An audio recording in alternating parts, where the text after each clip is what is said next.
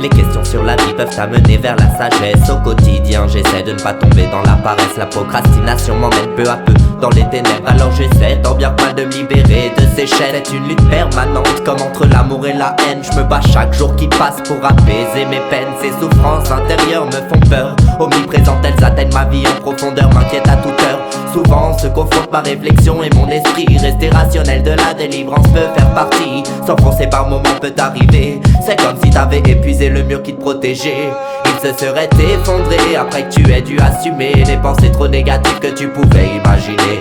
Mais après la tempête, l'océan s'est apaisé, a laissé place à la possibilité de reconstruire l'édifice, de ressortir des abysses.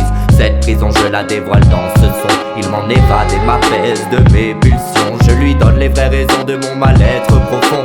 C'est un peu la cachette que je n'ai pas à la maison. C'est l'échappatoire qui m'aide à la guérison. C'est mon inconscient que je vous livre, l'intérieur de ma tête que je vide. J'ai besoin d'extérioriser ma torture, me vider pour me sentir juste un peu plus pur. J'ai l'impression de vivre des moments très durs.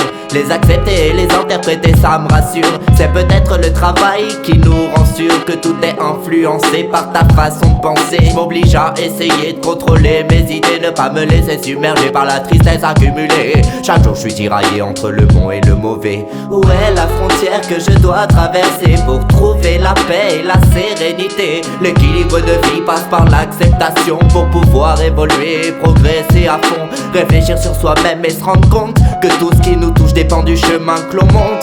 On se crée nous-mêmes notre bonheur, on se crée nous-mêmes notre malheur.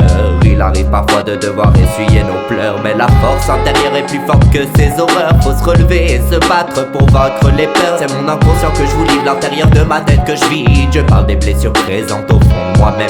C'est l'histoire de ma vie à travers ces textes que je sème. Désolé si je m'étale, mais trop souvent j'ai mal. Ça en devient parfois brutal, fatal. J'ai peur de ma tête lorsqu'elle pense à des choses pas nettes. Je n'ai plus le cœur à faire la fête, ça paraît bête. J'ai tout et je ne comble pas le puits qui s'enfonce dans un gouffre sombre presque infini. J'espère qu'un jour je serai libéré de mon esprit et que je pourrai enfin vivre pleinement ma vie.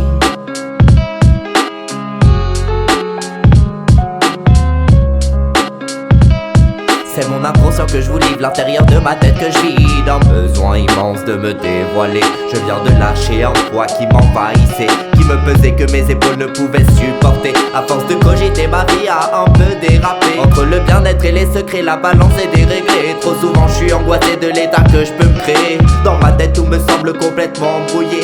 J'ai écrit sur ce papier pour essayer de me sauver, essayer d'essuyer les erreurs accumulées. C'est un long travail douloureux et permanent. Rechercher la faille permet de faire un pas en avant. Je ne sais si je réussirai, mais je suis prêt à essayer.